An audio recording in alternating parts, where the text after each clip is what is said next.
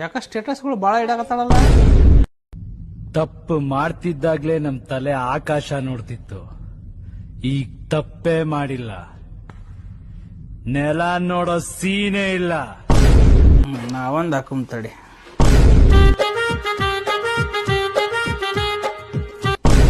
ನಮ್ಮ ಹತ್ರ ಬೇಡ,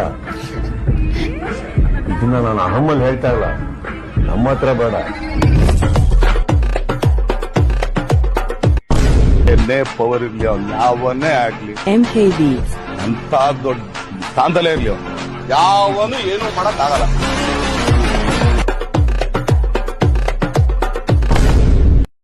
ಇದ್ರೆ ಅವ ನಮ್ಮ ನೆಮ್ಮದಿಯಾಗಿರ್ತಾನೆ.